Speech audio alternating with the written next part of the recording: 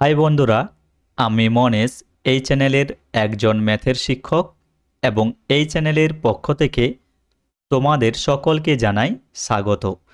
দেখো, আমরা শুরু করেছিলাম নবম শ্রেণীর ম্যাথের প্রথম অধ্যায় যেটা রয়েছে বাস্তব সংখ্যা বা রিয়েল নাম্বার। এই ক্লাসে আমরা আলোচনা করব কষে দেখি 1.3। দেখো, কষে দেখি 1.3তে আমাদের মোট 13টি প্রশ্ন দেওয়া আছে। এই 13টি প্রশ্নের মধ্য থেকে আজকের ক্লাসে আমরা শুধুমাত্র একের দাগের প্রশ্নগুলো আলোচনা করব। তাহলে চলো একের দাগের প্রশ্নগুলো কি দেয়া রয়েছে সেগুলো আমরা এক এক করে জেনে নিই। তাহলে দেখো, একের দাগের প্রশ্নতে বলা হয়েছে ভাগ না করে নিচের কোন সংখ্যাগুলির দশমিকে বিস্তার সসীম হবে লিখি। দেখো, এখানে কিন্তু আমাদের একটা কন্ডিশন দেওয়া আছে, সেটা হচ্ছে ভাগ না করে আমাদের বলতে হবে এই সংখ্যাগুলোর মধ্যে কোনগুলির দশমিকে বিস্তার করলে সসীম হবে। তো দেখো, তার জন্য আমাদের একটা থিওরির সাহায্য নিতে হবে। তাহলে চলো প্রথমে আমরা সেই থিওরিটা সম্পর্কে একটু জেনে নিই। দেখো, আমরা জানি যে কোনো ভগ্নাংশের বা একটি ভগ্নাংশের কি থাকে, দুটি অংশ থাকে। দেখো, একটি ভগ্নাংশের দুটি অংশ থাকে। উপরে যেটা থাকে সেটা হচ্ছে লব এবং নিচে যেটা থাকে সেটা হচ্ছে হর।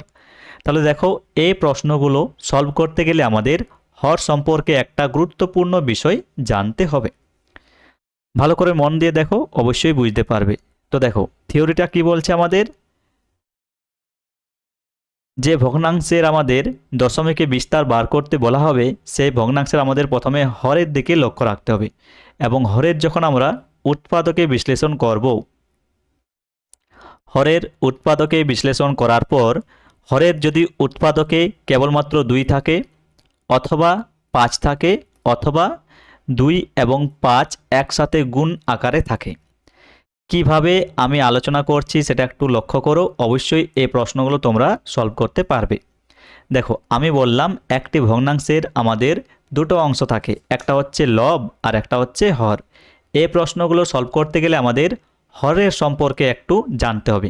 সেটা কি, দেখো, কোনো ভগ্নাংশের হরের যখন আমরা উৎপাদকে বিশ্লেষণ করব, সেই উৎপাদকে বিশ্লেষণ করার পর শুধুমাত্র যদি আমাদের 2 আসে অথবা 5 আসে অথবা 2 এবং 5-এর গুণফল আকারে আসে, তাহলে আমরা বলতে পারবো সেই ভগ্নাংশের দশমিক বিস্তার করলে অবশ্যই কি হবে, সসীম হবে। সসীম হবে, এটাই হচ্ছে আমাদের থিওরি।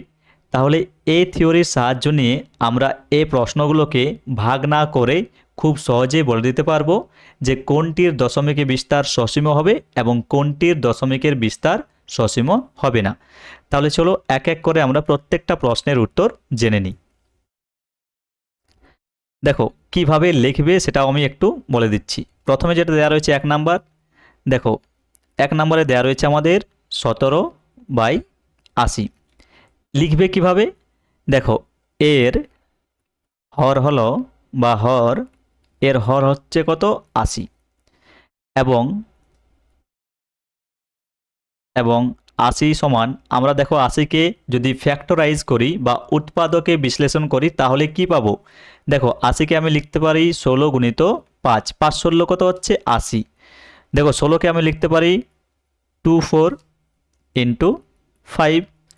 তাহলে দেখো, 80-র যে উৎপাদক বিশ্লেষণ সেখানে শুধুমাত্র 2 রয়েছে এবং 5 রয়েছে।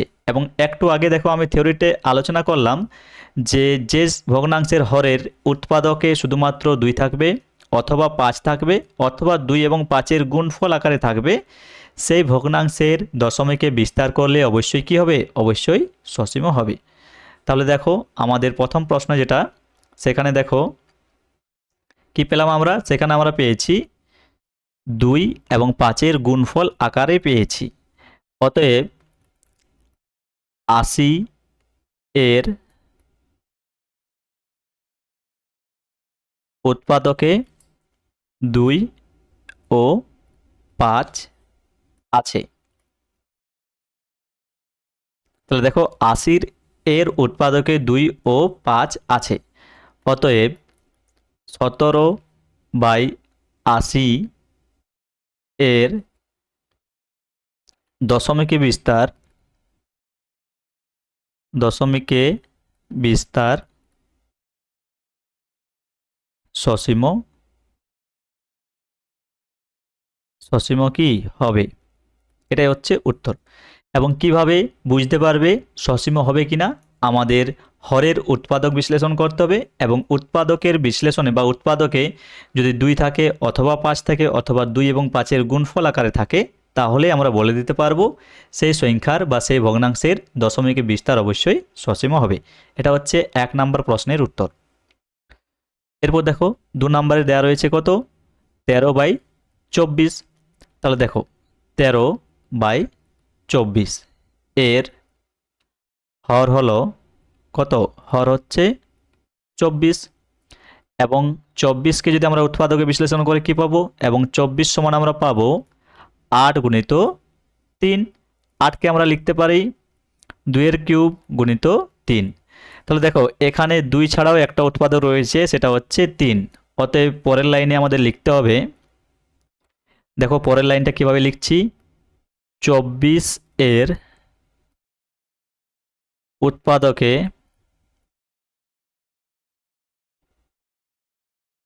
2 ছাড়া, 24-এর উৎপাদকে 2 ছাড়া অপর একটি উৎপাদক,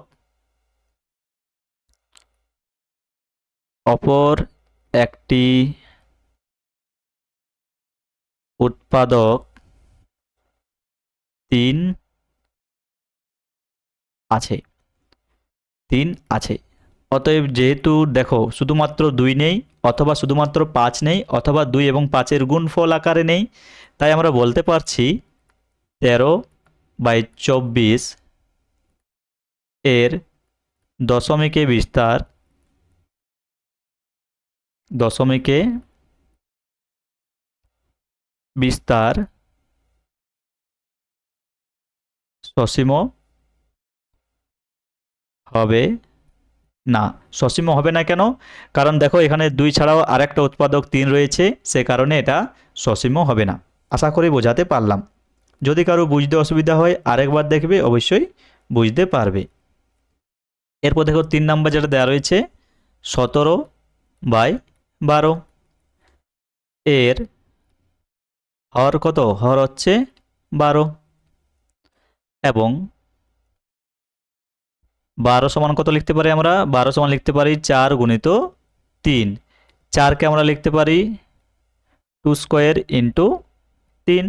তাহলে দেখো এখানেও কিন্তু 2 ছাড়া অপর একটি উৎপাদক 3 রয়েছে। অতএব 12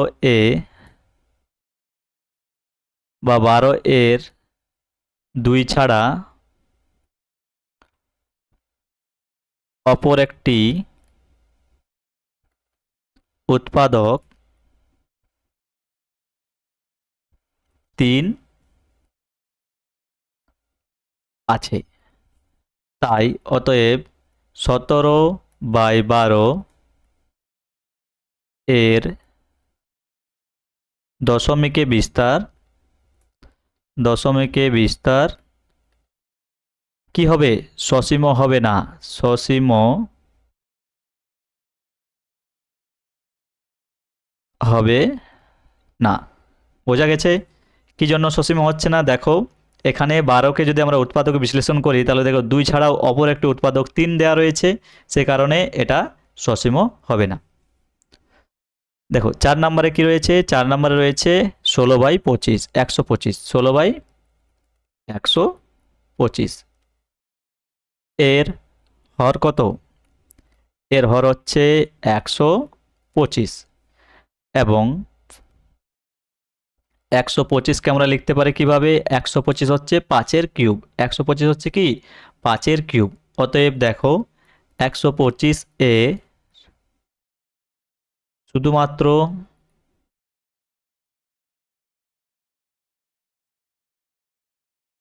একটি উৎপাদক কি আছে, 5 আছে, একটি উৎপাদক 5 আছে। তাহলে যেহেতু এখানে শুধুমাত্র 5 দেয়া রয়েছে, অতএব 16/25 এর দশমিকে বিস্তার, দশমিকে বিস্তার সসীম সসীম হবে। সসীম কি কারণে হচ্ছে? দেখো এখানে যখন আমাদের হর আমরা চেক করছি, এখানে হর কত দেওয়া রয়েছে? হর দেওয়া রয়েছে 125, এবং 125-এর উৎপাদক যখন আমরা বিশ্লেষণ করছি তখন দেখো 5 ছাড়া অন্য কোনো উৎপাদক পাচ্ছি না। যদি আমাদের হরের উৎপাদকে 2 থাকে অথবা 5 থাকে অথবা 2 গুণিত 5 থাকে, তাহলে সেই সকল ভগ্নাংশ কি হবে? দশমিকে যদি আমরা বিস্তার করি সেগুলো সসীম হবে। এরপর শেষের প্রশ্ন দেখো, সেটা রয়েছে 5 নম্বরে রয়েছে 4/35। তাহলে দেখো এর হর কত? হর হচ্ছে 35, এবং 35-এ যদি আমরা উৎপাদক বিশ্লেষণ করি তাহলে কত পাবো? 5 গুণিত 7 পাবো, 5 গুণিত 7। তাহলে দেখো অতএব 35-এর 25 না 35, 35-এর 5 ছাড়া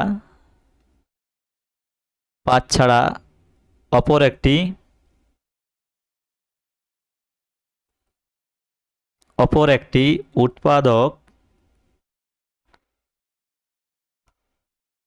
উৎপাদক 7 আছে। অতএব যেহেতু দেখো 5 ছাড়াও আরেকটা উৎপাদক 7 রয়েছে, সে কারণে এর দশমিকে বিস্তার সসীম হবে না। অতএব 4/35 এর দশমিকে বিস্তার